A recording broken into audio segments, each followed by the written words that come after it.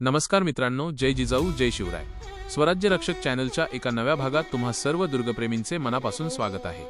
आज आपण फिरणार आहोत दक्षिण कोकणच्या आणि सह्याद्रीच्या सीमेवर असलेल्या एका अशा किल्ल्यावर ज्याचे नाव ऐकताच अंगावर रोमांच उभे राहतात, तो म्हणजे किल्ले हनुमंतगड. फोंडा घाटाच्या संरक्षणासाठी आणि कोकणातून देशावर जाणाऱ्या घाटवाटांवर नजर ठेवण्यासाठी उभारलेला हा किल्ला निसर्गाच्या कुशीत अत्यंत दुर्गम ठिकाणी वसलेला आहे. घनदाट झाडी आणि उंच कड्यांच्या वेढ्यात असलेला हा गड पाहताना आपल्याला स्वराज्याच्या सीमा विस्तारताना मावळ्यांनी घेतलेल्या कष्टांची जाणीव होते. या किल्ल्याची चढण चढताना आपल्याला सह्याद्रीचे अक्राळ विक्राळ रूप आणि कोकणचे निसर्ग सौंदर्य एकाच वेळी पाहायला मिळते. गडाच्या वाटेवर असलेले पाण्याचे टाके आणि तटबंदीचे अवशेष आजही त्या काळातील लष्करी नियोजनाची साक्ष देतात. या किल्ल्याचे सर्वात मोठे वैशिष्ट्य म्हणजे इथून दिसणारा मनोहरगड आणि मनसंतोषगड यांचा नयनरम्य परिसर. पावसाळ्यात तर हा गड ढगांच्या दुलईत लपलेला असतो आणि इथला वारा जणू आपल्याला शिवकालीन इतिहासाच्या गोष्टी सांगत असतो.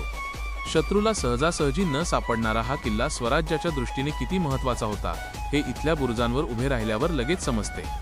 शिवछत्रपतींनी या भागातील व्यापार आणि संरक्षणासाठी हनुमंतगडासारख्या अनेक उपेक्षित वाटणाऱ्या किल्ल्यांना बळकटी दिली. गडावर असलेले हनुमान मंदिर आणि जुन्या इमारतींचे चौथरे आपल्याला त्या काळातील संस्कृतीची आणि भक्तीची ओळख करून देतात. आज जरी हा किल्ला झाडाझुडपांनी वेढलेला असला तरी इथल्या प्रत्येक दगडामागे एक शौर्यगाथा दडलेली आहे. आपल्या या ऐतिहासिक वारशाची माहिती नव्या पिढीपर्यंत पोहोचवणे आणि हे गडकोट जपणे हीच आपल्या चॅनेलची मुख्य ध्येय धोरणे आहेत. सह्याद्रीच्या या पावनभूमीचा आणि हनुमंतगडाचा अनुभव घेण्यासाठी प्रत्येक शिवभक्ताने आयुष्यात एकदा तरी या गडाला भेट द्यायलाच हवी.